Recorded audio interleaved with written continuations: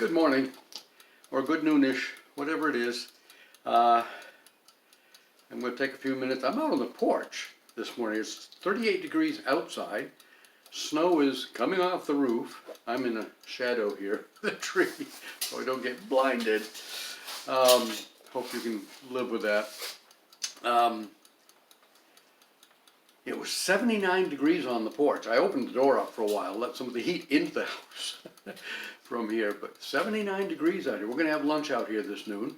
Thelma's in there making sandwiches right now. I said, pause it for a few minutes. I said, I'm gonna make a quick video, 5 minutes. Anyway, it's an interesting world we're living in these days. Precious metals, gold and silver, and probably platinum, I don't know what else.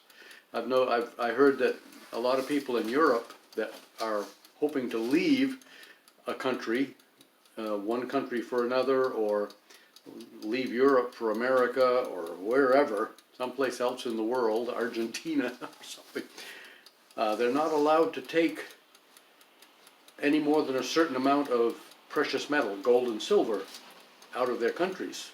So a lot of them are converting their gold and silver to platinum because platinum hasn't been ruled illegal to leave the country yet. That's an interesting development. Anyway, precious metals have hit new highs this morning, right around 9 o'clock. Silver's hit $89. Gold is well above $4,600 an ounce now. I forget exactly where it hit, but it's way up there, higher than many people expected it to go, especially silver. Silver's going to skyrocket. Anyway, that's that world. What else did I hear? I listened to there's a prepper out. There's a lot of prepper channels that I like to look at occasionally. I don't sit here and watch hours, and in fact I didn't watch his whole video, and I think it was only 15 minutes long, and I didn't see the whole thing. But one of the things he mentioned that he had heard, and he's south of us, I think maybe Kentucky, Ohio maybe, I don't know,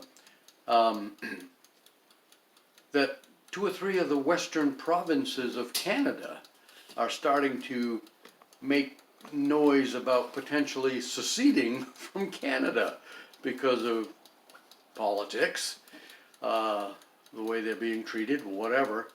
So the western coast of Canada is rebelling a little bit, or having thoughts about rebelling. And then we've got the whole Iran thing and all of that, and Venezuela, and potentially Colombia and Cuba.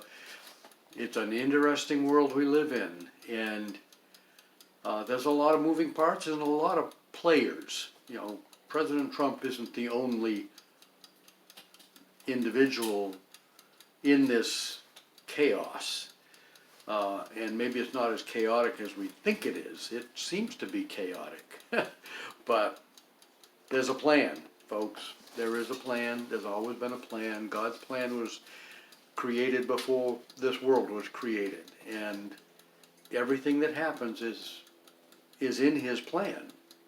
Even in Scripture where it talks about Moses and Abraham changing God's mind, or debating with God, bargaining with God about what God's going to do, Sodom and Gomorrah and this, that, and the other thing, and with Moses, I forget what.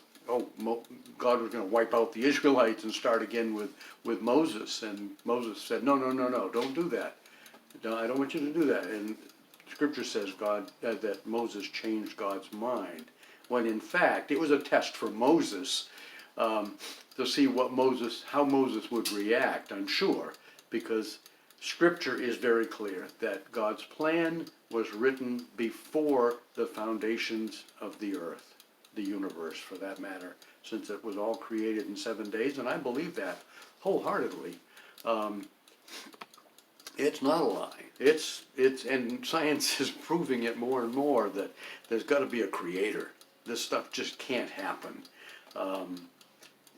Evolution is a false religion, and it's a false religion for unintelligent people, unfortunately.